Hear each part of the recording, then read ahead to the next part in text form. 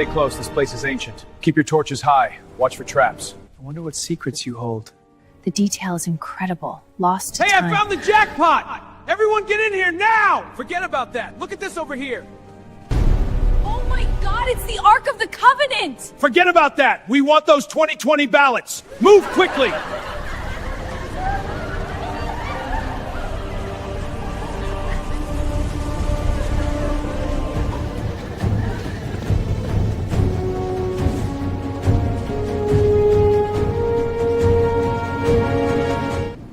Gotta get this open. Come on, you stubborn thing.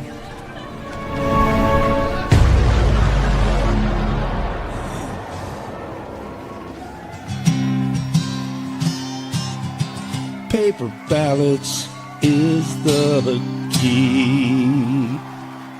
Yeah, paper ballots is the key.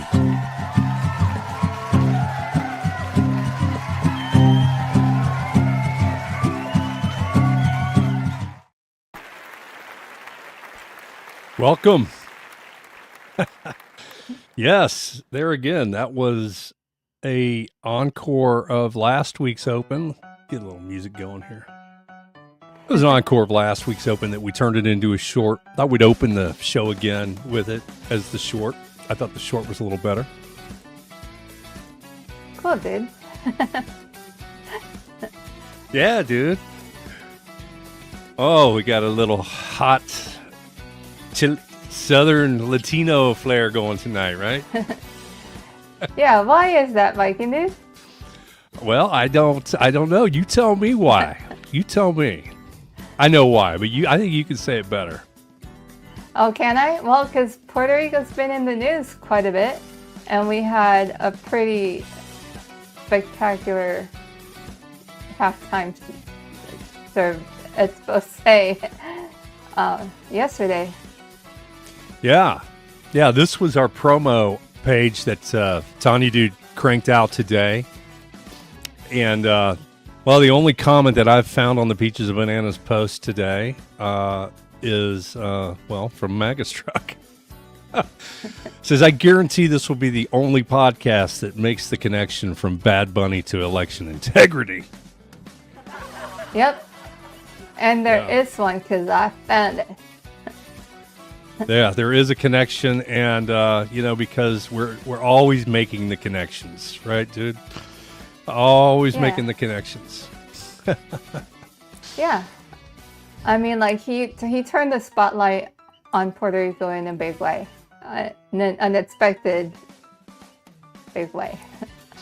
Yeah, there he is. There's Bad Bunny doing the halftime performance last night. Look at the wardrobe.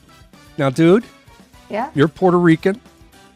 You watched this you watched this halftime show with the Puerto Rican perspective. So we're going to talk about this in segment 2. So I'm promoting segment 2. We're gonna dive into something else first. We're actually going to talk about a little bit about a voter GA call. This happened on Saturday first, but second segment, we're going to go to this. And Tanya Dude's going to give us her perspective. But just looking at this picture, does that look like Puerto Rico? The wardrobe? They're dressed up in traditional Puerto Rican attire, except for Bad Bunny himself that's got a football jersey looking thing over his. Yeah, but everybody else with the hats and the shirts. Yeah, so let me switch screens here. So tell us real quickly here, dude, what is Peaches and Bananas? Peaches and Bananas are where we talk about our fight for free and fair, transparent elections that we can trust and try to retain the fight to retain our freedoms. And we're mostly focused on Georgia, and that's a peach state. And we talk about our freedom-loving peaches and their efforts against the establishment bananas, trying to, set up this banana republic type of situation that we see coming out of them. And I'm kind of butchering that, but there's a rhino. Let's go back. I didn't know you were going to finally talk about it, okay? Yeah, there's a rhino. It's the rhinos that are mostly in the way of our freedoms here in Georgia, and yeah, I kind of butchered that. I'm sorry, Viking dude. Yeah, the rhinos are the big rhinos. They call it the blob in some circles. The blob is just preventing clean, expedited passage to the country as it was designed to be, which honest, fair elections by the people, right? Yeah. So So that said, we ask you to join us on. Let's go to the screen here. Yeah, we ask you to join us on. I guess we're doing this Monday nights at 7:30 now. It seems to work out better for us. And we do occasionally do a live, just impromptu. If there's something breaking and we're both at our desk and we call each other and say, "Hey, dude, this is happening," we'll jump on and do a live. So please like, share, and follow us because you'll get notified. And turn on notifications, hit the bell, and you'll get notified when we do go live impromptu for what we're calling watch parties, where we're watching the drama unfold. And everything on this show is for the most part dialed into election, what I like to call election transparency. I'm tired of the election integrity word. It's been hijacked. I'm saying transparency. Yeah, we want elections that are. Oh, we'll keep with that theme here, that musical theme. We want elections that are fully transparent, no opaqueness. From beginning to end, everything from registration to the final audit. We want it all in the open, in the public eye. All of it. We want nothing concealed behind closed doors, and we feel like that is the key problem of our time. If we can solve that problem and get everybody on board with that. The people who are not on board with that, for the most part, are the people who are in power. Okay? I mean, if that tells you anything. But if we can solve that, if we can get the people in power to acquiesce finally and give up. I mean, they already have tons of money. Well, what do they need the power for? Just, relent, acquiesce. The numbers are growing here. The people are getting bigger and stronger. The proletariat. No, that's... kidding. Don't freak out, everybody. But yeah, we're growing in number, and the pressure is building to get this country back on track with it being a country of, by, and for the people, as it was intended to be, right? Yeah. Yeah. So. Yeah, with the right to pursue happiness. The right to pursue happiness, correct. So let's dive into segment 1 here.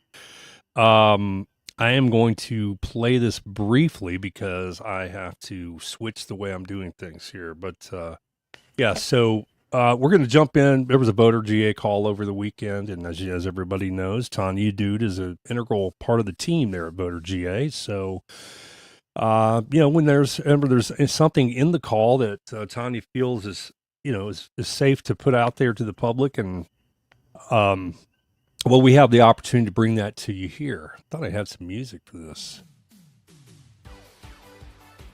There you go. Yeah, so Voter GA Zoom highlights, and I have to share my screen a different way to make this segment happen. So I am going to toss it to Tanya for just a second to fill some time. Yeah, well, we are live, so if you are in a place where you can comment, I can see your comments if you post them on X and Rumble. So please, and YouTube. So any comments there, we can see it, and we can interact if you want to. So you're welcome to comment and chat with us, and give me a sign when you're ready, Viking Dude, so I don't ramble on too much. Well, keep rambling about that. Yeah, I see we have a few viewers out there. Jump on the chat. Throw us a chat. We'll try to answer your questions, or we'll just chat with you. I mean, say whatever's on your mind. That's what we're about here. So yeah, so let me figure out how I'm sharing so this we now. are So live on YouTube, Here we Rumble, go. and X. And please give us a like and follow and share, because that helps us out, helps get the message out. And if you're on Facebook, please give us a like there. I need to get to 100, and I'm really far from it, so that we can go live on Facebook too.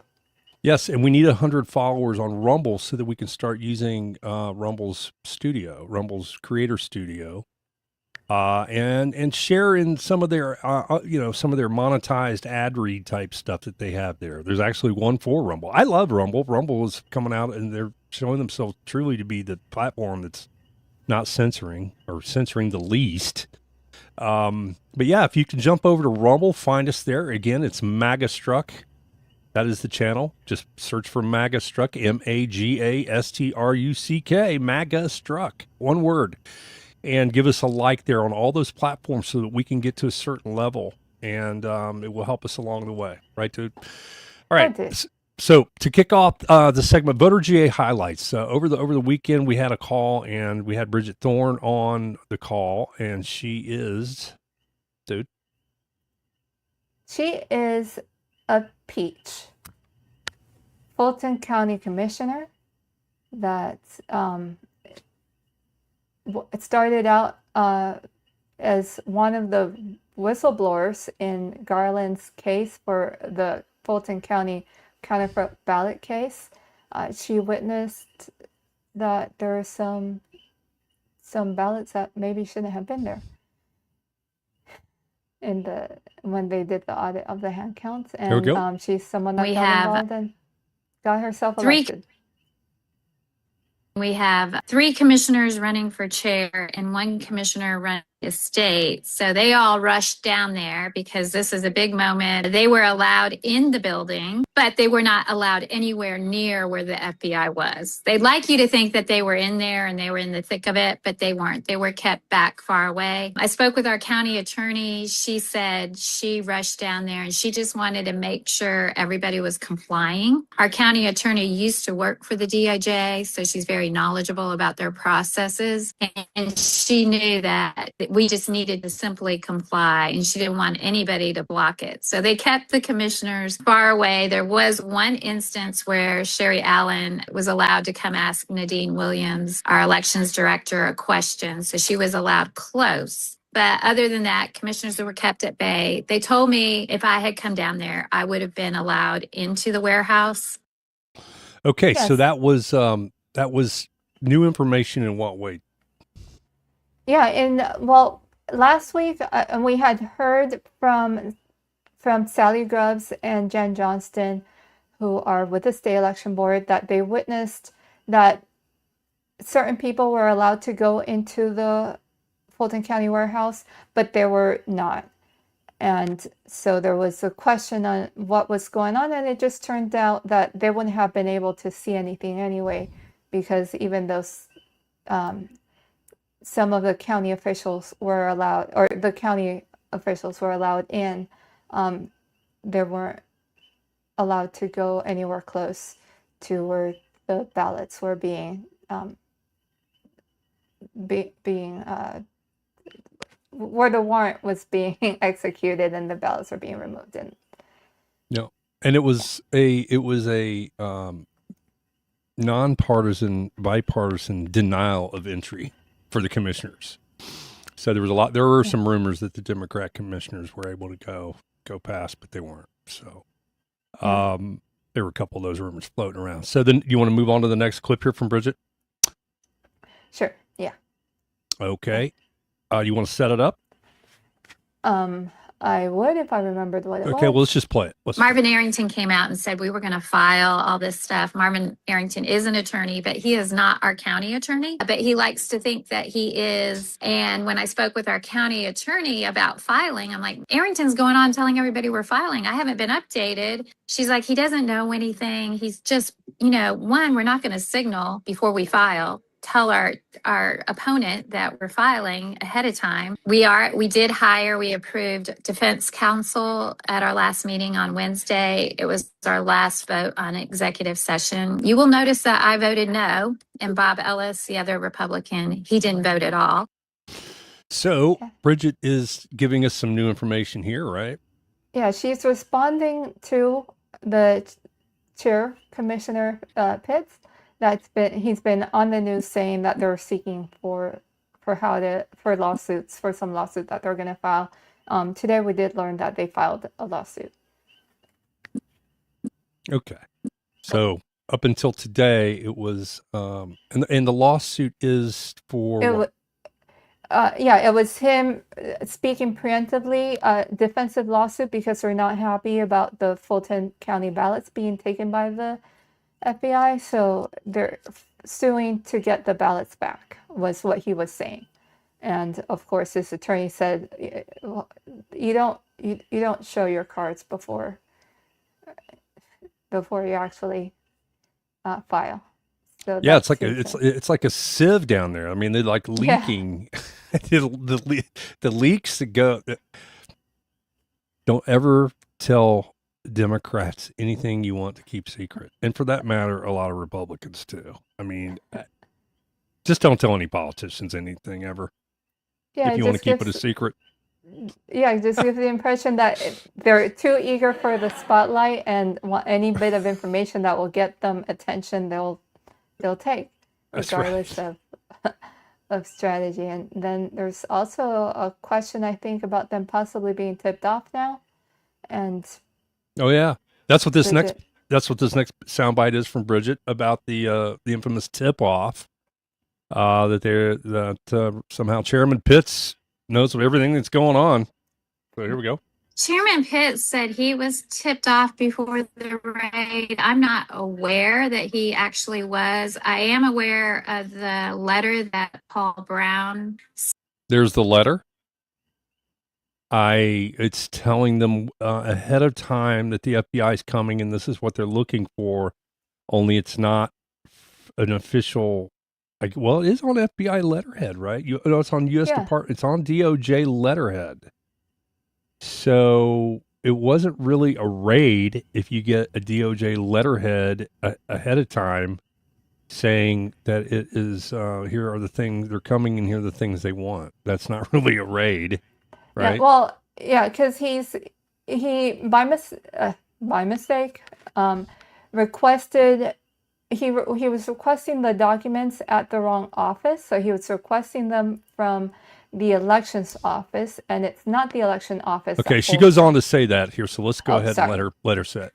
Requesting the documents, but he sent it to the Board of Registration and Elections. They do not have the records, so it was sent to the improper authority. The clerk of court keeps those records, and she keeps them under seal. I did talk with the county attorney about, well, we have recording of everything that was taken out, and she said that Shay Alexander, our clerk, and our elections director, Nadine Williams, were recording everything as it was going out the door. But it was going so quickly, she doesn't know if they could record anything. And I'm like, well, they should have just videotaped it all. So if you couldn't record it, at least you had a videotape of what was going out the door. So I haven't heard missing documents. She hasn't heard about missing documents. But go ahead. Yeah, and that is because throughout the week, Dr. Jan Johnson had been tweeting about a possibility in missing records, some missing boxes, and so there's people just making a conjecture of whether those missing boxes may have been hidden or whatnot because of that possible tip-off by that letter. Yeah, and there are some folks out there claiming that they have affidavits and they have that the ATF filed a report of ballots being burned. There's a guy claiming that. There's a person claiming that there's affidavits have been submitted by people apparently who saw someone, I can't remember the name, some official, somebody with the Fulton County elections, either elections or board of commissioners, removing boxes before the raid. So we don't know what's true until these things find their way into court and are submitted as real evidence, right? Yeah, because my impression of those statements was that that happened a long time ago, like after Yeah, like in 2021. well, the ATF thing was back like in 2022 or something like that. But it's been 5 years and there's been all kinds of activity in and out of that place. I mean, so that brings up this discrepancy of it. We were, everyone was going on this. There's 700 boxes of ballots or 700 boxes of records. Yeah. Now that always seemed like too round of a number, and what they came out with was 653 or something like that. But anyway, here is a question that Tanya Dude asked last week of Dr. Janice Johnson in the Voter GA Zoom call. Here we go. I was just going to say that was from January 31st. It's a week ago Saturday, right? Mm-hmm. Yeah. So in the previous 2 Voter GA calls ago. Here we go. I saw an interview with Shay Alexander that she said that 656 boxes were taken by the FBI. But I remember in December, Fulton County told the state election board that they had over 700 boxes. So I'm thinking of the sloppiness that I noticed in the records. And also, just have a question of, do we know what boxes were left behind and what's in there? And do you have a way to find out? Because that's what my worry about. My worry is that they might have missed something in those boxes. Tanya, thank you. I do not know. And when Fulton County claims they have 700 boxes, I wouldn't take that as an exact count of the boxes. Probably the best you can assume is give or take some boxes, just because the attention to detail doesn't seem to be their strong suit. Yeah. So it's kind of funny, but it's true. It's not funny. It's funny, not funny. So last week after that question, Dr. Jan was asking on social media about those remaining 50 or so boxes, and she made this post today, and Yeah, I'll read it. It says, this is from Dr. Jan addressing at DNI Tulsi Gabbard and at AG Pam Bondi. She says, thank you. Do not, in all caps. I mean, Dr. Jan is a very literate, intelligent, like college professor type. She's the last one you would ever think would use all caps, but she used all caps. Do not return Fulton County ballots and election documents to Fulton County until they have all been copied, reviewed, and investigated. Too many questions to answer. Yeah. Missing ballot box tabulator tapes, unsigned non-certified tabulator tapes, missing ballot images, altered ballot images files, missing SHA files, missing memory card data, missing absentee ballot envelopes, thousands of double scanned ballots, thousands of double counted ballots, and more than 700 minus 656 equals almost 50. Where are they? So she says almost 50 boxes of election documents that Fulton County did not provide to the FBI. So she's getting out in front of this in case it's not just, lackadaisical record keeping, right? Yeah. Is that what I should take from this? Yeah, because something else that she shared in that post was an affidavit from the lawsuit that Fulton County filed today by Nadine Williams, the Fulton County Elections Director, where she is talking about over 700 boxes. And that is highlighted in yellow, Viking dude. I can't read it. It's too small. Unfortunately, the way we're doing this, I can't zoom it either. Okay. Let me see. Maybe I can read it. Okay, I can get it right down here. Fulton County, highlighted in yellow, point number 3 of the affidavit of Nadine Williams. Who's Nadine Williams? She's The Fulton County Elections Director. Fulton County Elections Director. She says Fulton County's 2020 election materials are, I can't read that. Let's see, are stored in over 700 boxes, each of which must be opened, searched, and sorted systematically to leave the majority of the documents requested in the subpoenas. Yeah. I don't know what to make of that. Right.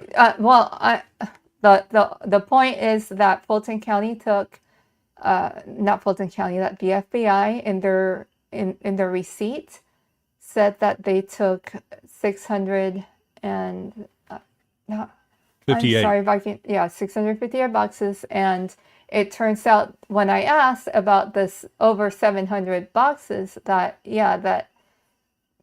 there's some boxes that the FBI did not take, and so there's a couple questions there. Were they left behind by the FBI? Were they simply not there, hidden away somewhere in the warehouse?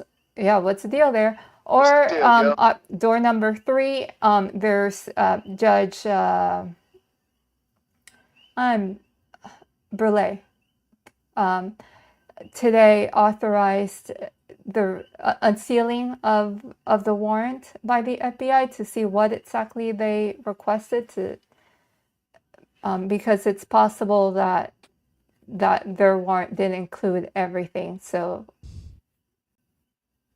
there's just some questions there. Did their warrant include what would have been in all those over 700 boxes? Did the warrant exclude some of it, and those that would correspond to the over approximately 50 boxes that we don't know about. Does that make sense, Viking dude? Maybe. I was busy trying to switch back to the other method of sharing stuff, dude. I had to zone most of that out. If you're in the if you're in the chat, let me know if I was unclear. Yeah, basically, the warrant might lead to some explanation on whether they should have taken all the over 700 boxes or what. Okay, so we are going to use. Are we done there? Yeah, this is a story to be continued. Yeah, story is to be continued, as the meme, the Raiders of the Lost Fulton Doom meme said the story is to be continued, and we're all anxious. But man, you know how it goes. We're going to be anxious for a while. That's how it goes. Let's hope not. But this is okay. So we wanted to take this opportunity to do a little break here, a little promotional break. This is our Give, Send, Go. I set this up for Tanya. Now this Give, Send, Go. The URL address is givesendgo.com/Tanya needs our help. Tanya and her mother live below the poverty line. They need a lot of help. They need money. They need assistance. Tanya has a very challenging disability that makes life even more difficult for them. And they're facing some serious challenges coming up here in the next few weeks, where they're being the proper word would be forced to move to a new residence, which they're working on, and they're getting that going and underway. But it's a huge deal. It's a huge hassle. So anything, if you find it in your heart, you want to throw some money our way, it's going to Tanya. It's going to help her. But Tanya has to, always want to piggyback on this, because she's so she's such a good heart that she doesn't want to be the recipient of charity. So go ahead, Tanya. Pitch yourself and your services here. I like putting you on the spot.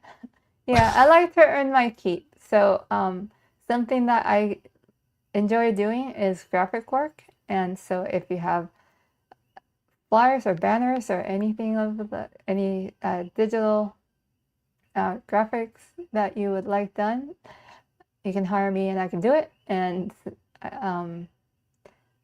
I work with Viking Dude too, and we work as a team. And is this where you're gonna? Yeah, I'll Show your roll the promo clip. tip? So this is my business. It's known as it's always been NLX Broadcast Design, but it's moved more into the area of storytelling. Telling your story. I mean, our clients are small business, medium-sized business. We even have some very large, New York Stock Exchange traded companies that call us up because they like our work. And I send some of this work when I can to Tanya to help out. When I need graphic design work, I also am a graphic designer, but I'm also a shooter. I'm a storyteller. I've been doing it my whole career. When I got out of college in 1990, boom, that's where it all started. I did 10 years of broadcast television, and I filled a lot of roles, and I was the senior creative director and senior producer of the on-air promotions department in Fox Sports South. When I decided to go out on my own, start my own company, and I never looked back, and I'm still doing it to this day. So just take a minute and watch the spot. It's only a minute long, and we'll be right back.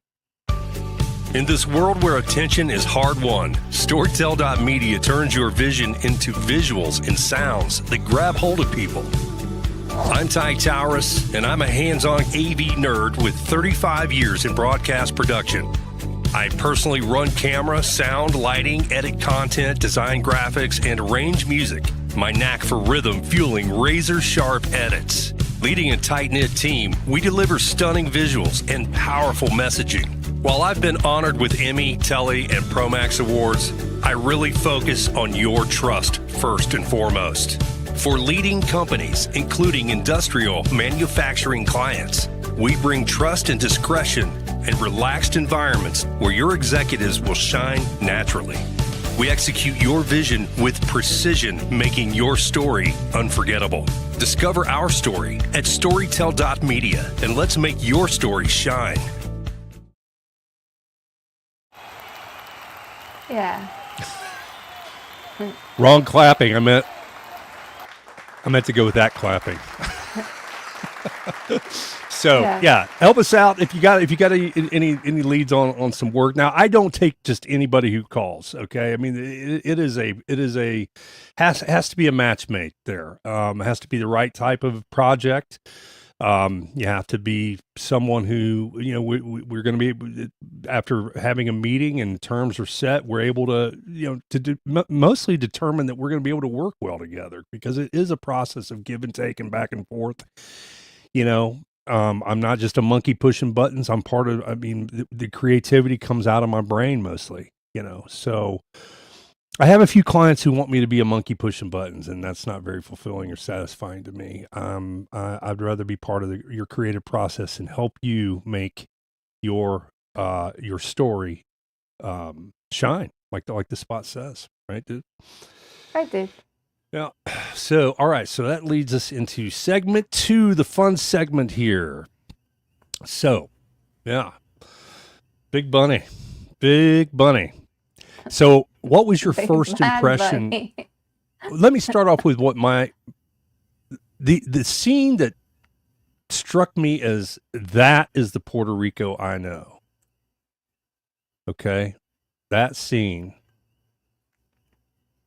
was, what's going on here? Not there. There it is. There. It was this scene right here. So that's the Puerto Rico I know, because I deal with Tanya and she's in Puerto Rico right now live streaming, but there are redundant, continuing, often happening power outages down there in Puerto Rico. So that's the Puerto Rico that I am familiar with right there the most. So I don't like the way I'm being covered here on that screen. So let me go to this. Oh, I'm sorry, Viking. It's okay. It's okay. It's okay. We'll go to the screen. But that was part of Big Bunny's show. We see the sugar cane. We see the power poles. I just happened to choose the freeze frame where it looks like the guys are falling off the power pole, like they've been shocked. with bad Transformers or whatever. But that's to me, that's the one that encompasses my thoughts about Puerto Rico. But dude, your take is totally different, right? Yeah, because I was really my expectations were really low for this show. I have, Bad Bunny has a reputation, and I thought that it was just going to be just that. And judging by previous halftime shows, where it just seems like artists took the opportunity to be extra shocking. So I thought that was the direction that he was going to go. And I was super surprised that that's not what I saw at all. I mean, it's like he took the invitation to play at the halftime show as an opportunity to show the rest of the country, hey, this is let me show you my house. And it was really cool. It was really cool to see. I mean, Puerto Rico did not ask to be a territory of the United States. We became a territory as a war gift when as a result of the Spanish-American War. And so, this is it's been part of the country, and he's showing you what we look like, and giving you, a real taste of Puerto Rico.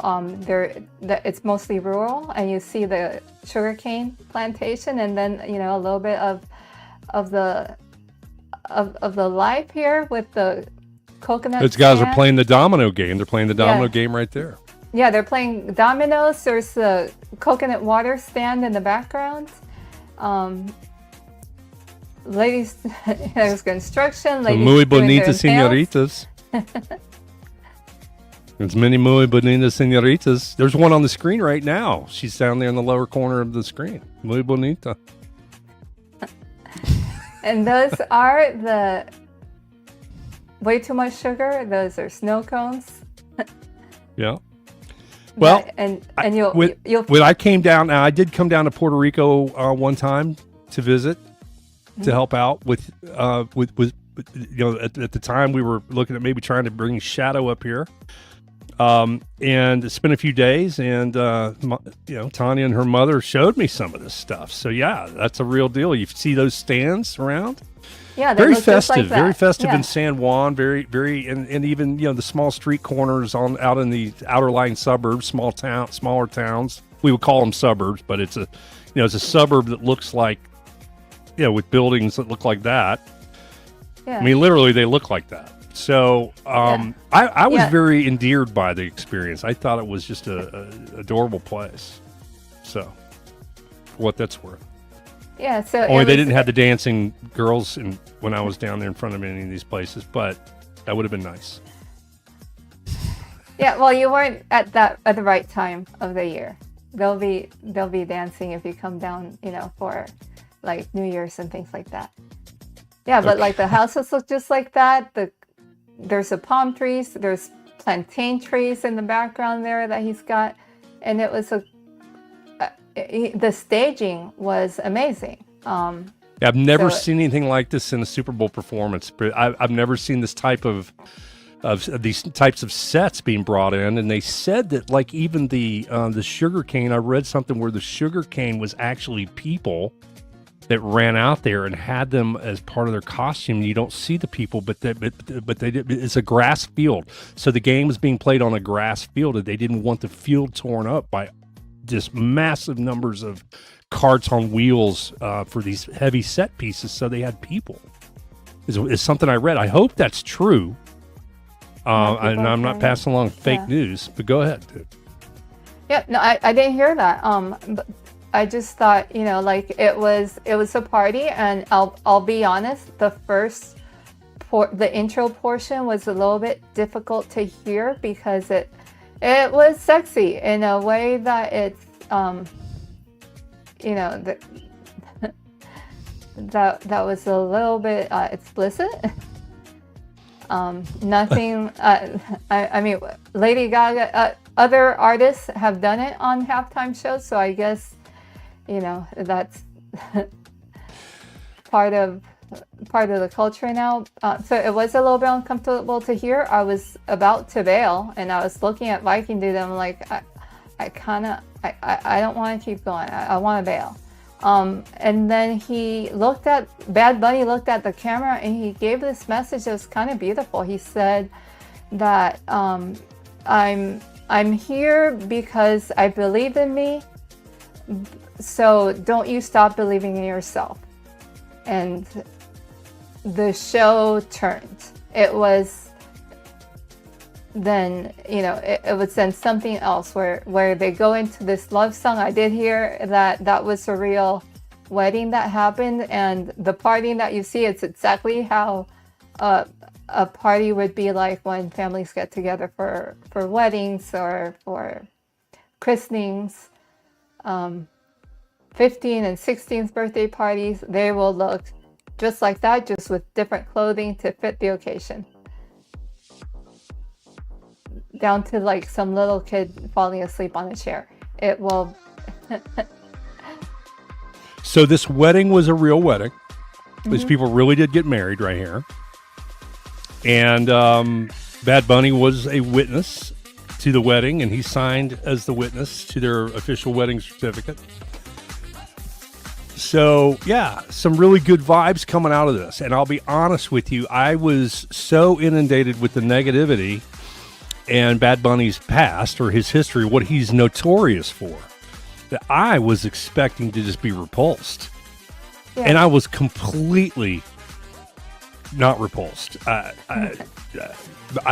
thoroughly enjoyed the halftime show. First time in a long time. I mean, was probably the most wholesome halftime show that I have seen at a Super Bowl in years. I will just say that. Plus, it enlightened me to another culture. I don't quite understand why this Super Bowl in San Francisco was chosen as being the place to showcase and present to the world Puerto Rican culture. Seems like to me that would be a game played in New York or a game played in Miami, but for whatever reason, this was the year for that, and Puerto Rico got to, their culture got to shine, right? Yeah, and I mean it is a portion of American culture because we've been U.S. citizens for pretty much 100 years. Right, these are Americans. Yeah. Yeah, and so Lady Gaga, Senorita Gaga. She and Bad Bunny sang a medley of two songs. One song hers, one song his, that were just beautiful love songs. Yeah, it was very beautiful, and I loved the staging, and I loved the guys. I don't want to call them a mariachi band. They're not a mariachi band. It's a Puerto Rican. It's a salsa band. There you go. They're wearing some pretty dated suits there. I mean, we're talking like 70s right there, polyester suits with the big collars. But it seems like retro is making a comeback everywhere. Well, that's kind of how salsa dancers will dress. And they've got the maracas and the instruments, and there's Lady Gaga dancing. Yeah, so this is the party after the wedding, and I think he signed the wedding certificate, and they start cutting the wedding cake, and he falls out in the stands. So there's another storefront. The leap fall. Yeah, very very joyous and celebratory tone here. So yeah, I would have loved to have been a cameraman on a gimbal walking through there. That would have been a lot. That would have been a blast. So this is a shot with the sugar cane and a little taqueria stand or a little margarita stand. Is that marqueta? Okay, yeah, marqueta. It's very Puerto Rico. Like if you talk to people like Spanish speakers from anywhere in the United States, they'll tell you that Puerto Ricans can't speak Spanish because we're Spanglish, and so La Marqueta is literally the market. It's Spanglish size. Size. So it's all very much a culture. I think that was where he's talking about partying in New York. And it was really cool because he mentioned athletes in the song. There are all these Easter eggs, and this was another really beautiful moment. He says, "Puerto Rico, always believe in yourself," and gives his Grammy to the little kid. Yeah, so here's a family watching Big Bunny receive his Grammy Award, and the family is sitting there watching this, and they're, I guess they're proud Puerto Ricans that a Puerto Rican won a Grammy. So the kid's proud, and then here he is. He's giving the kid the Grammy Award. I'm sure he doesn't get to keep it. But, yeah, some good...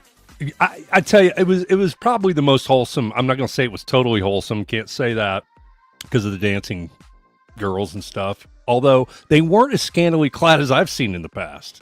I didn't think they were scantily clad at all, to be honest with you.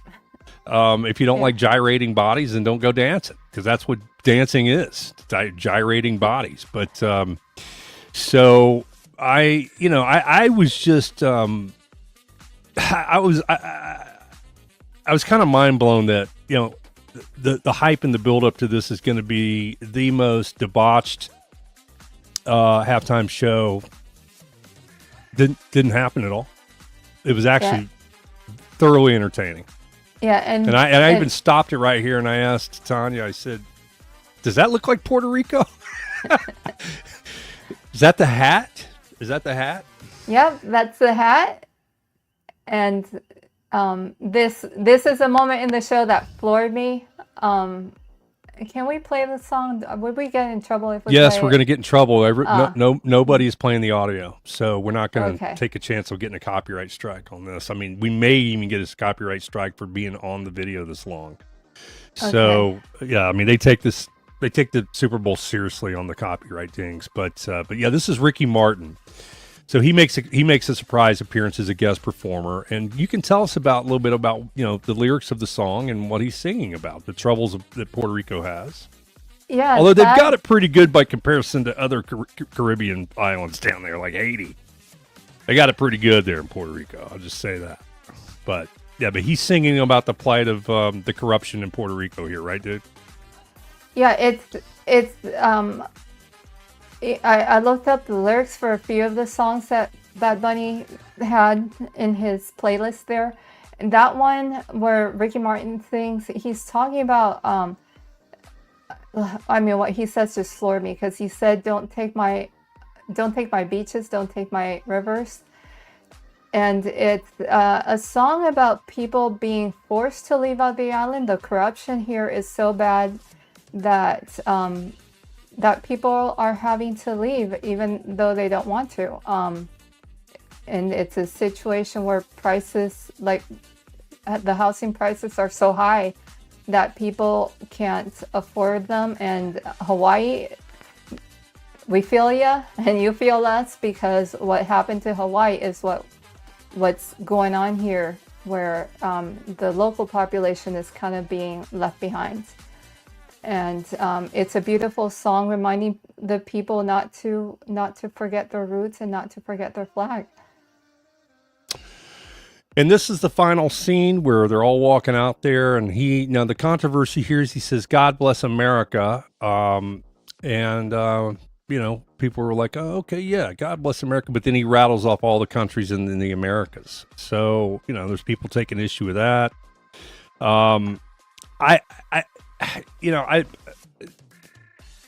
What's football wrong with that? It's an American sport, but it has become an international. This is an international event, the Super Bowl here. People come from all over the world to see this game. This is an American. This is a territory. This is they're not a state, but they do have senators and representatives that do not get to vote.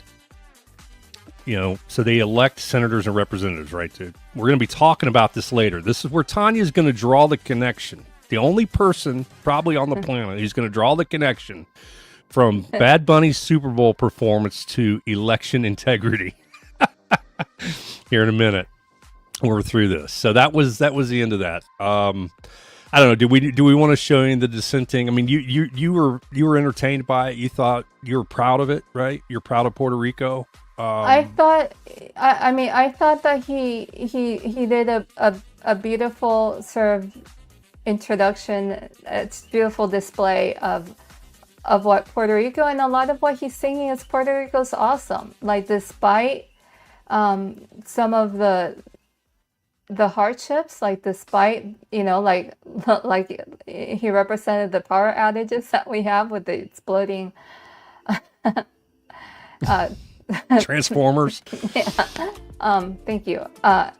Yeah. That, despite of that, it's a beautiful place, and like, it's welcoming. So he's welcoming people to check it out, and like the flag display. I thought that was, it was just cool, because what's wrong to say God bless everywhere, not just one geographic location, not just one country. Everybody is. Yeah, and just like any other God's place, my one experience. I've only been there once. My one experience, as I've been to many Caribbean islands. I mean, I counted 6 the other night, including Puerto Rico, and my experience is just like here. You've got good apples and bad apples. I guess there it's good pineapples and bad pineapples. I guess, right, dude? Yeah, dude. So, give myself a laugh there. So now, do you want to show the flip side or not? Do you want to move past? I mean, so it's up to you. Yeah, I was pretty hurt to see some of the commentary, especially by President Trump, because President Trump, dude, I don't think that you watched it. I think that he's responding to the hype and the expectation. That it was expected to be something negative, that he was just gonna go for the shock factor. You want me to read it or no? Sure. Yeah, that. Okay. The Super Bowl halftime show is absolutely terrible. One of the worst ever. It makes no sense. It's an affront to the greatness of America and doesn't represent our standards of success, creativity, or excellence. Nobody understands a word this guy's saying. And the dancing is disgusting, especially for young children that are watching from throughout the USA and all over the world. Well, I bet you there's some gyrating type dances going on down in Mar-a-Lago there, during the New Year's Eve party and stuff. Anyway, this show is just a slap in the face to our country, which is setting new standards and records every single day, including the best stock market and 401ks in history. not for everybody. There is nothing inspirational about this mess of a halftime show, and watch. It will get great reviews from the fake news because they haven't got a clue of what is going on in the real world. They have a clue, but they're reporting it fakely. I do agree with them on that. They are fake news. And by the way, the NFL should immediately replace its ridiculous new kickoff rule. Amen to that. The kickoff rule is ridiculous. Go back. So anyway, make America great again, President Donald J. Trump. Yep. So yeah. You know, it was the most entertaining thing of the evening. I mean, the game was not exciting. Touchdown wasn't scored until the fourth quarter. And I tell you what, two things I did not expect. I did not expect the Patriots to get their asses handed to them like that so bad. And it wasn't even a game. And then I didn't expect Bad Bunny to do, what was a non-offensive, wholesome halftime show. Two unexpected things there. So. Yeah. Right. Yeah. The intro was sound. If you could understand the words, those were that was uncomfortable. That was pushing it. But I wouldn't say necessarily more than other artists have. And then the second part, like after that was over, right before Lady Gaga came on, it really was beautiful. It was like a celebration of sports and artists. So because he did have cameos of different athletes and artists. Yeah, we're going to skip show. over the other three negative comments, and we're going to jump to this since you're alluding to it here. Let me share this and bring this up here. And it was just like let's party, which is what we're doing. I mean, we're having fun watching the Super Bowl. I mean, So these are some beautiful people. There's some good-looking Puerto Ricans right here. I mean, these are good-looking people. But there's some cameos in here. I guess Carol D is featured in the white dress in the middle. Okay, Carol D. That's a pretty cool dress. I like that dress. what's Carol D? Oh, Carol G. Did I say D? I meant G or D. And then Cardi B. Carol G and Cardi B. Cardi B's over there on the right, our right, in the tan dress. She's beautiful. Look at her. That is beautiful. So, and then yeah, dude, who we looking at right there? Who's smiling? The with the glasses Mandalorian. on? The Mandalorian. Yeah, that is Pedro Pascal. He's a famous actor. He made a cameo there on the stage. And if there you're were a Star Wars fan, you know who Mandalorian is. yeah, and see somewhere there's a couple of boxers. The Atlanta Braves had a representation there. It was Acuna, right, dude? What's his name? Maybe. Carlos Acuna. Yeah, I texted you the names because I'm terrible with names. But yeah. Oh, Ronald Acuna Jr. Right, outfielder for the Braves. He was there. I should know his name. But I'm not that great. But anyway, so there a couple of pro boxers. An Atlanta Brave was mixed in there. Oh, there is Jessica Alba. Is that her name? Alba? Yeah. Jessica? Yeah, Jessica Alba. Yeah, Jessica Alba. She's there in the white tank top on the right. Yeah. So they're all just having a good time. What they're doing outside the place or when the cameras are off, I don't know. Probably, Hollywood related stuff. But this I didn't find anything offensive about this. Again, I don't speak English or don't speak Spanish, so I didn't understand any of it. So if you're one who speaks Spanish, you might have been offended by some of the lyrics. So nothing visual bothered me in this, unlike probably every other halftime show I've seen in the past. Yeah.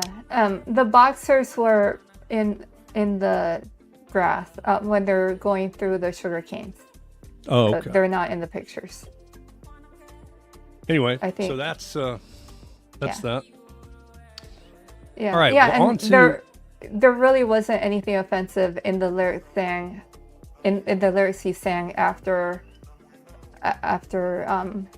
like I said, that it took a turn when he looked into the camera and gave that real positive message about believing in yourself, and it's just.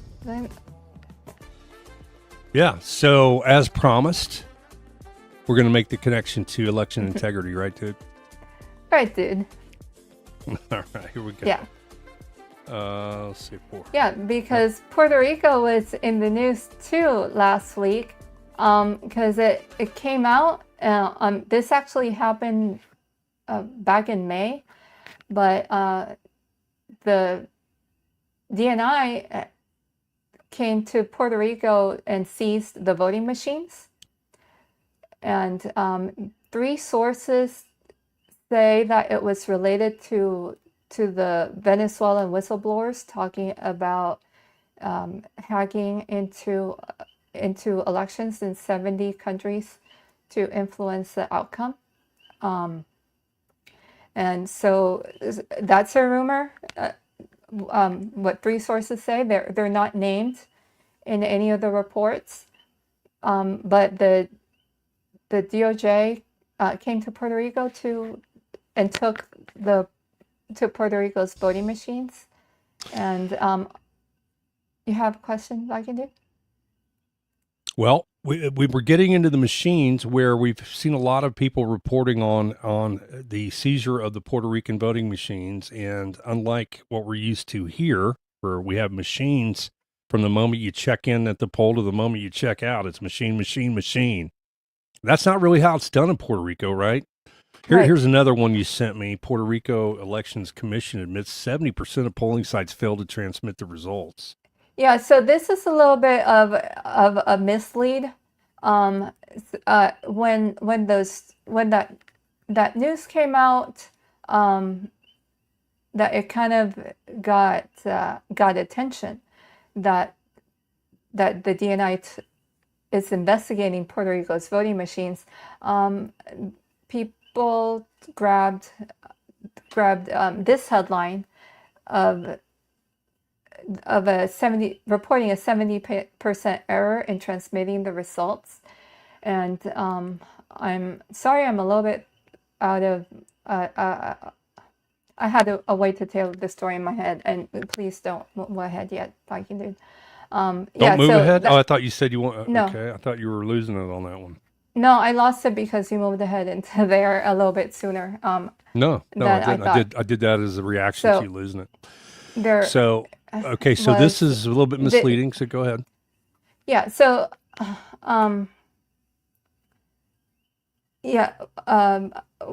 I wanted to say that when, like in Puerto Rico, we know that there's something wrong in the elections every time. So there's the culture about election fraud is completely different. So you would have here a collaborative environment where Puerto Rico wants to figure out what the right thing to do is with their voting system. We had the Dominion tabulators to tabulate and report votes. And this article is talking about a failure, but it's not what you would think. So Puerto Rico, unlike Georgia, they report the results directly from the tabulators to Central by Wi-Fi. So what failed was a Wi-Fi connection. And that's not unexpected because most of Puerto Rico is rural.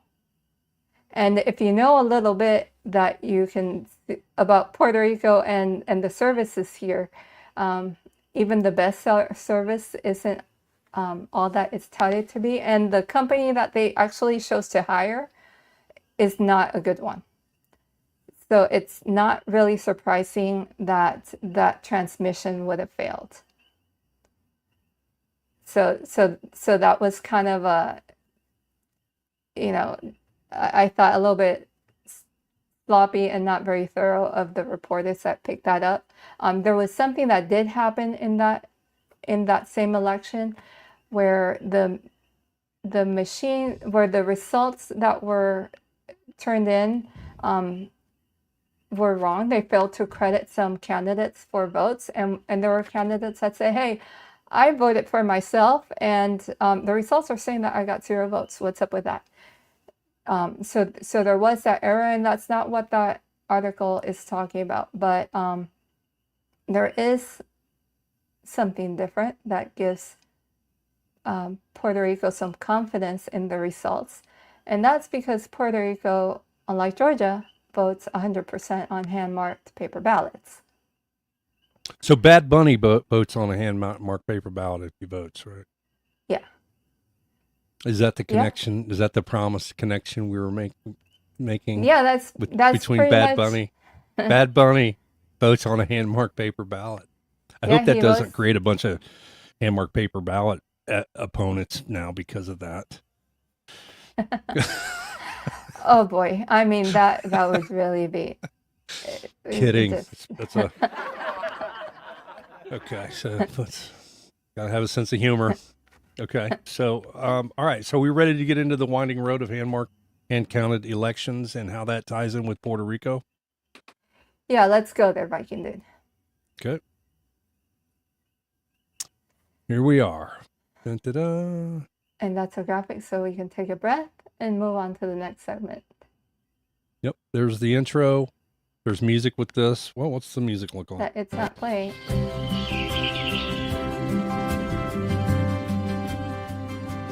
Okay, we'll play the. It keeps repeating, so that's why I don't like it. Okay, here we go. And we've got a pop up here, so we'll share this tab. So we showed this last week, and she's holding in her hand a paper ballot, right? Right.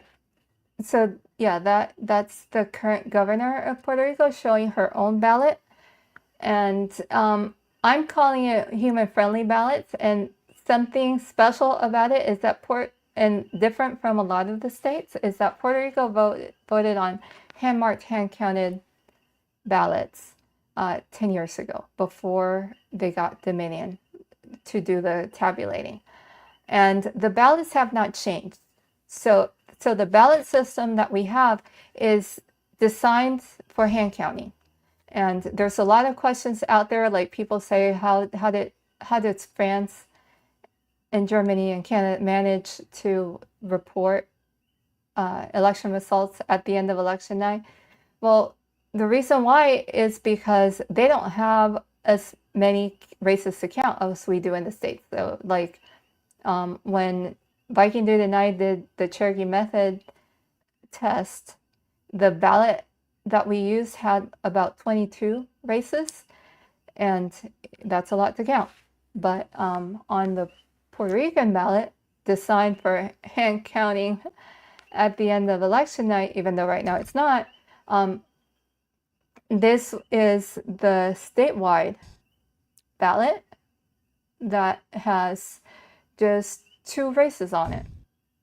And Okay. so Yeah, we'll zoom in here a little bit and look at how this ballot is designed. So it's just the statewide races, and there's only 2 on this particular page, right? right. There are more races on this election day, but the statewide races are given their own ballot, their own piece of paper. Yeah. With markings, with well, you see the scan marks and everything, but I'm zooming the wrong window here. Here we go. Let's zoom in on this a little bit. Yeah, because right now they're meant to be counted by the Dominion tabulators, but they're designed for hand counting because they didn't want to confuse the voters by giving them a completely different type of ballot. And so you get to vote for just 2 races here, the governor and the resident commissioner. Yeah, and so the parties are have their candidates for each race underneath. The column is the party, right? And we have 5 parties here. So there's 5 parties running a candidate in the statewide races. The 2 statewide races, 5 parties have a candidate running in each. So I'm taking it this is a general election, right? Right. Yep. This is a general election, and you can mark it in one of 2 ways. You can mark for the candidates individually if you wanted to do a mixed so individual. So I would mark voting. Juan here, but I want to go with the other party over here.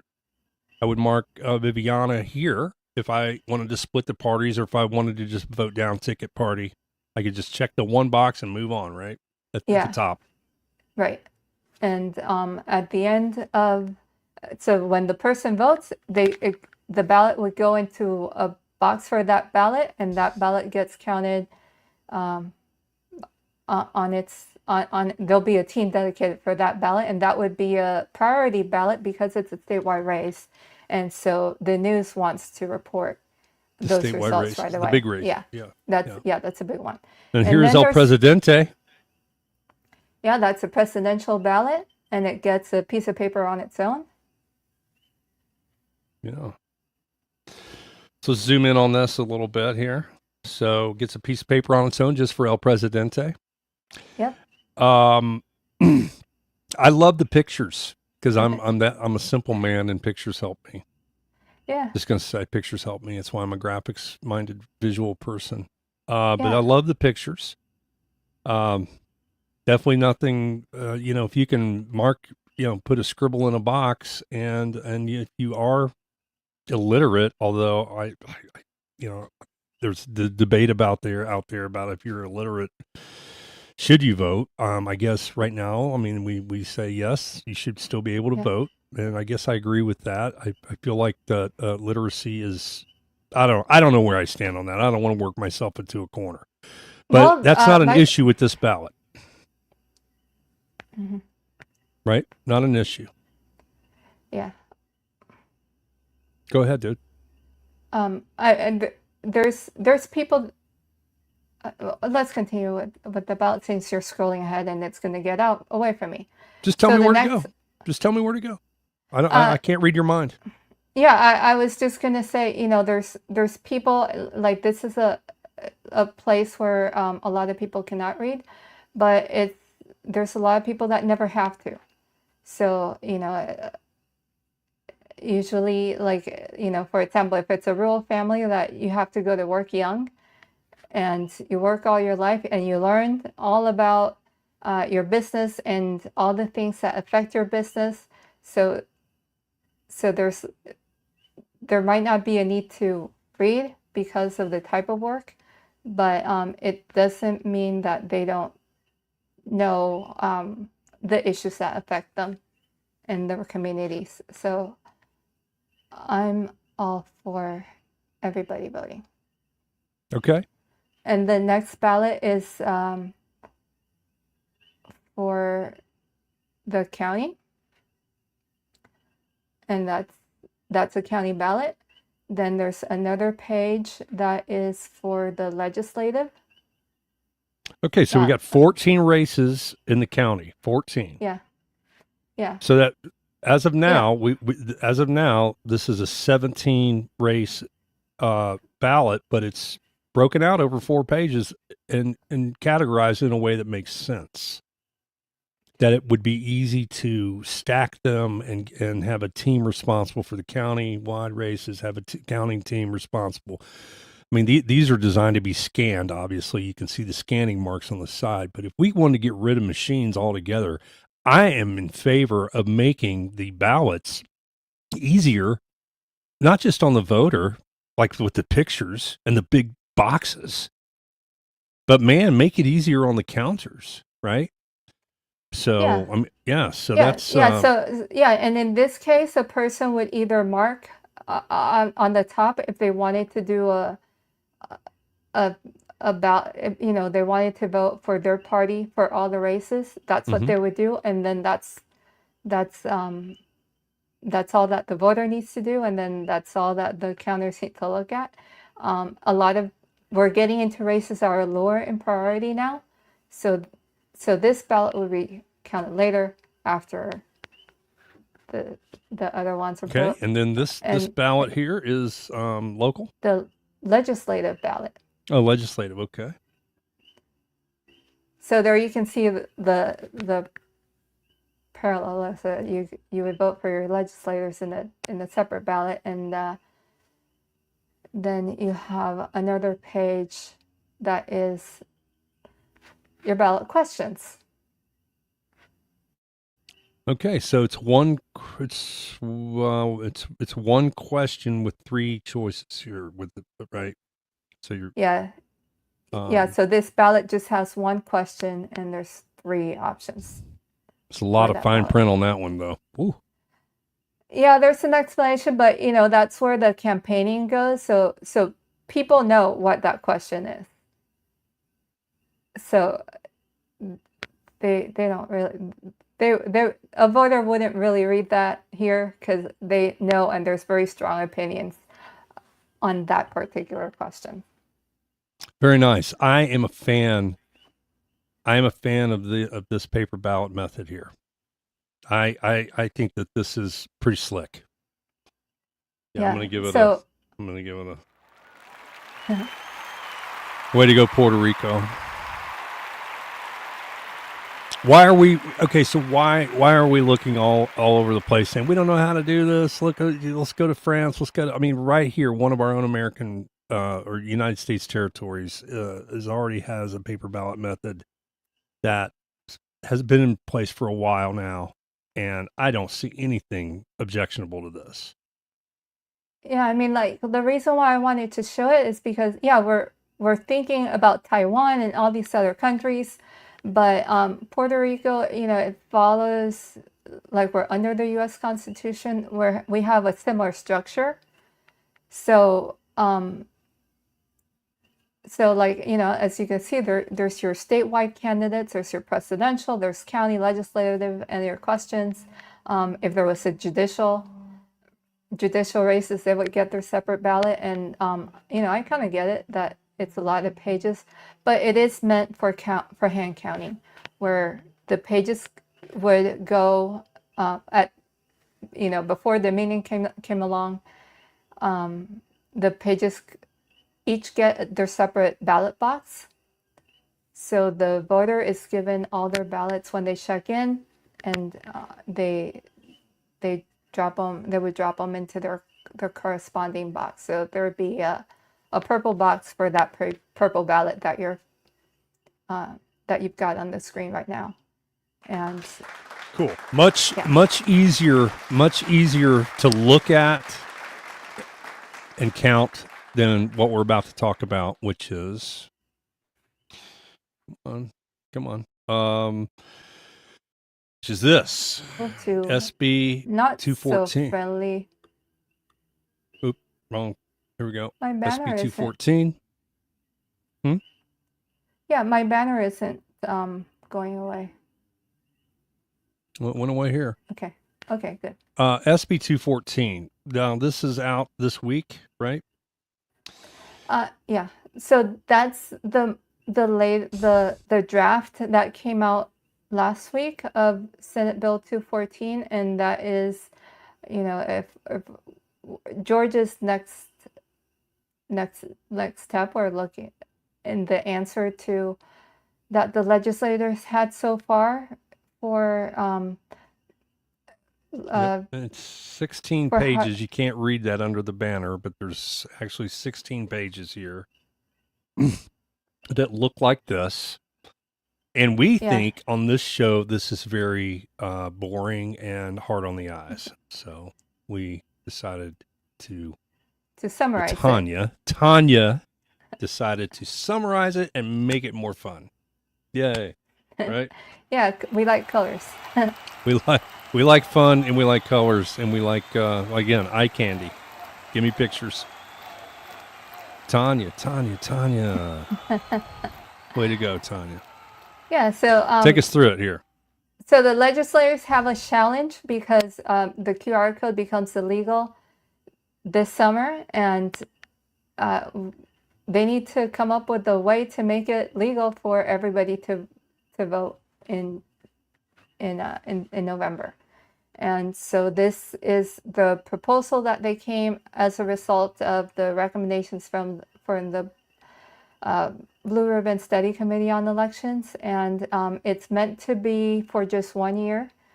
So it would go into effect in July 2026 and get written off in 2027. And what they're suggesting is that for Election Day, people would vote on hand-marked ballots, and those would be machine scanned. And the bill had an option for on-demand printers. Garland actually approached them and said, on Election Day, on-demand printers aren't really needed because each precinct gets their own ballot. And there's a question there because the on-demand printers would provide for eliminate the need to have all this paper to account for. Yep. And the printers tell you how many ballots were printed, and that would be a number that would be reported at the end of the day. So there's still a function for that, and it's to be determined whether they keep that going. Then for early voting, what they're saying is that the counties would keep the BMDs that we have, but those ballots would be hand counted for the official count by reading the legible print underneath a QR code. And Viking Dude has a sample of what the QR code ballot looks like. And when we did the Cherokee method, this is what we did. We had volunteers hand count ballots using printouts of ballot images that look just like this. I mean, can they ask for a more bloodshot eye ballot account than something that looks like this? I mean, seriously. I mean, I'm already going cross-eyed trying to read this. Yeah, I know we did it. We did it in the hand count test, but this is brutal. This is brutal.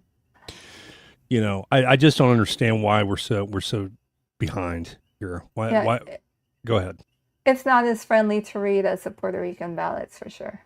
No, not nearly as fun. So back to this. Okay, we're still working our way through that. Yeah, so those ballots would be hand counted, and what would be reported on election night would be a machine count of those ballots, and that would be an unofficial report, just for the news, for people to have an idea of what to expect as the results. And like I said before, the on-demand printers would be an option for election day. That's how it's written in the last draft that we saw. We were expecting a new draft on Friday, but it wasn't produced, so that should be dropped hopefully early this week. And something that they are saying to go along with, and it's a bit of a security measure, so that we don't have a surprise like we did in 2020, where suddenly there were all these hundreds of thousands of ballots that were added after Raffensperger said that there was only a small percentage of ballots left to count. They would need to.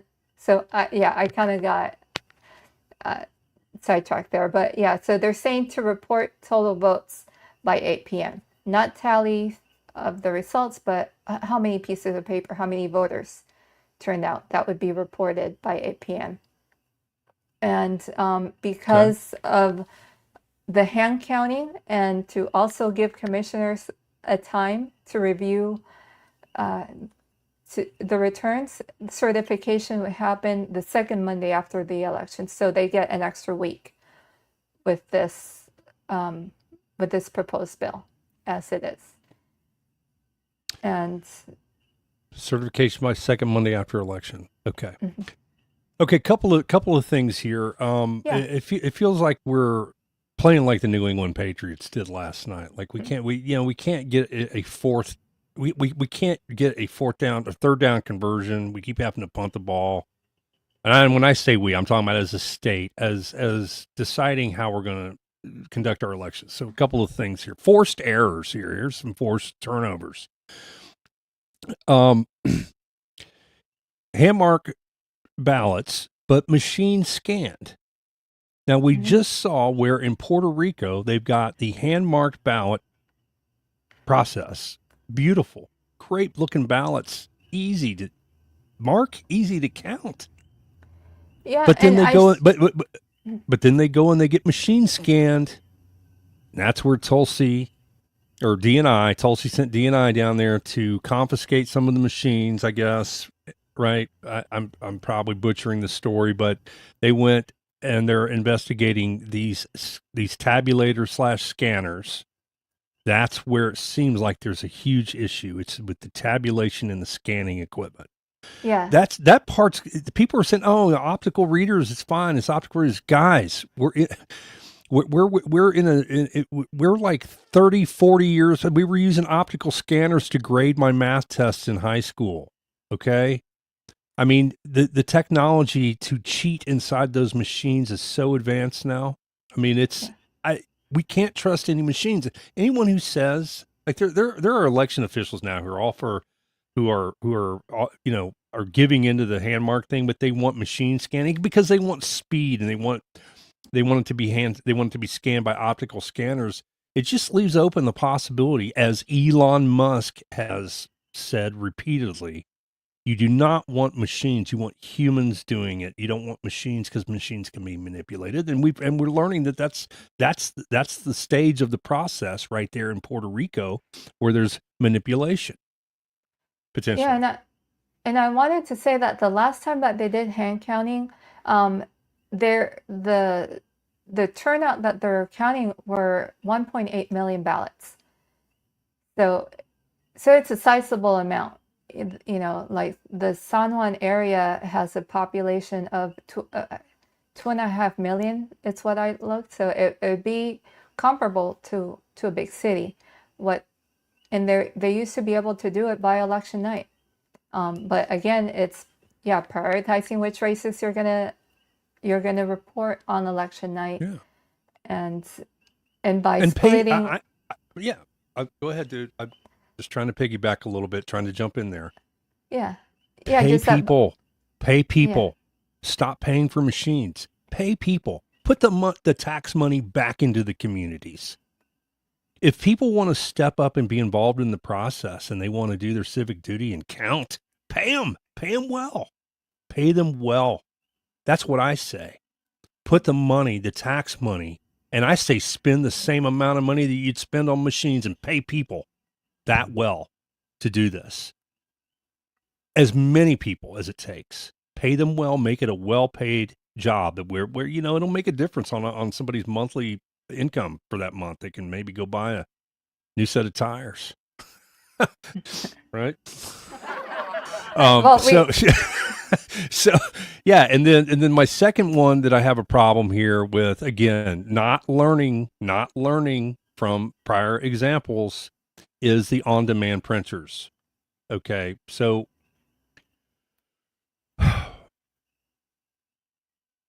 suddenly none of the printers are working in this precinct. They're in these big precincts. Oh, what do? We don't have a backup method. We don't know what we're going to do.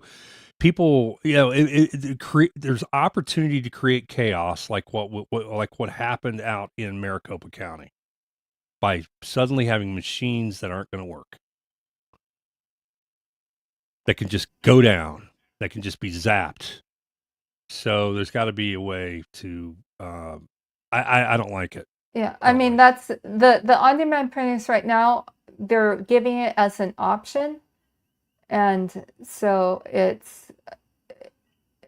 would be up to the county. The bill actually has a provision for financial for counties to apply for financial assistance if that's the route that they wanted to go. And the reason for that is because the on-demand printers eliminate having extra paper. So if a county has to provide ballots for the maximum turnout for each precinct, but really only 60% shows up to vote, they have to account for that 40% of ballots that don't get used. So by having a print, there's a trade-off there. And this is just a solution that they're proposing for 1 year, so that there's an alternative for voting, so that to address the emergency that we have, that the QR code becomes illegal. So it's so that we don't rely on the QR code for the official results. And they're buying themselves more time to review a voting system for statewide elections. It's kind of what we got. They didn't plan it right, I guess. When they banned the QR code, they didn't plan it right and realized that they need more time than what they give themselves. But yeah, it's where we are. I'm not concerned about extra paper. I say pay people well, and I say spend the extra money on the four color printing like this, like Tanya Dude's slide, so that it's eye candy for me. I actually want to vote this ballot if it looked like Tanya's slide. Right? Well, something cool about the Puerto Rico ballots too, dude. Yeah. 4 color ballots. Yeah, they have color-coded ballots, and the cool thing about the pictures is that a campaign would go, if people get confused by names, they might know a picture and recognize the picture from the campaign ads. And that's actually how elections are run here. Like at the candidate will have their campaign ad, the video of whatever they're doing, and then show the picture and the check mark vote for me with the picture that they use in the ballot. And there's that extra association for the voters that cool. I think it's cool. All right, dude. Because names are tough to keep track of. Good stuff. Yeah. Thank you for putting all that together. Anything else? Yeah. No, that's our show today, Viking dude. Yeah.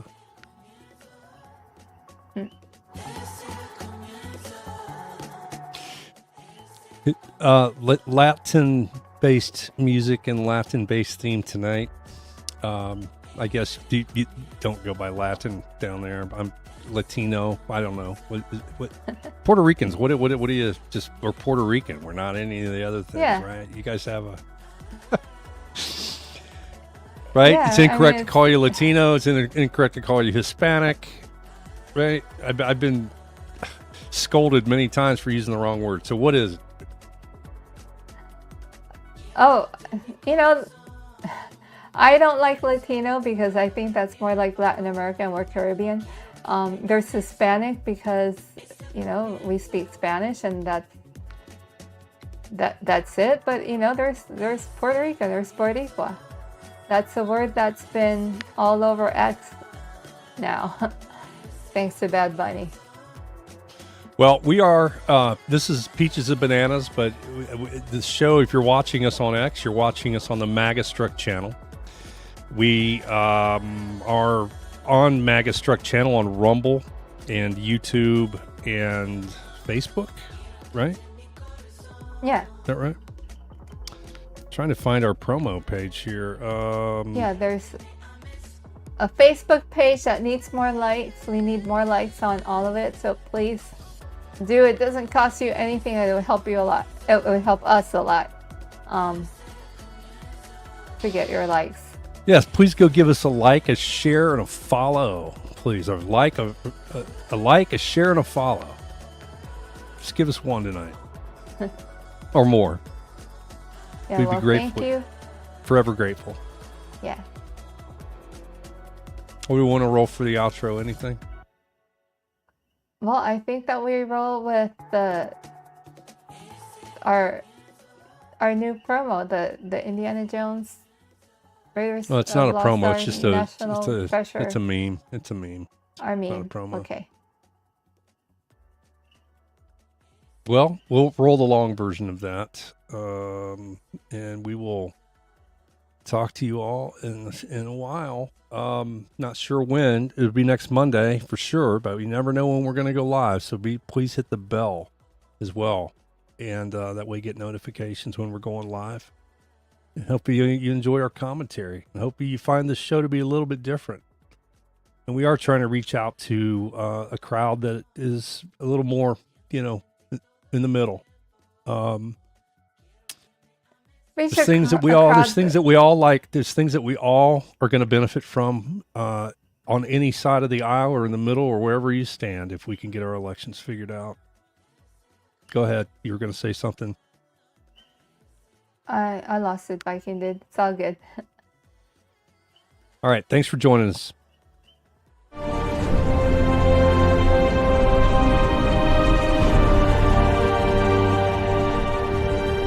Stay close. This place is ancient.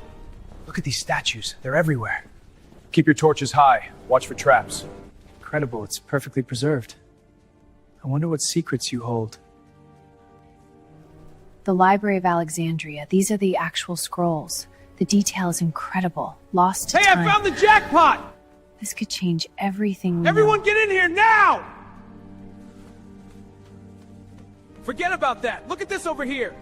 Oh my God, it's the Ark of the Covenant! Forget about that. We want those 2020 ballots. Move quickly.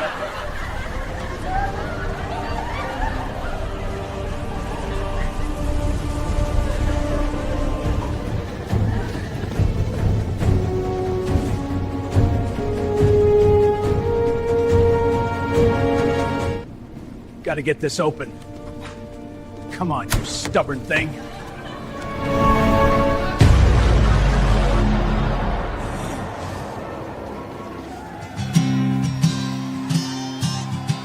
Paper ballots is the key. Yeah, paper ballots is the key.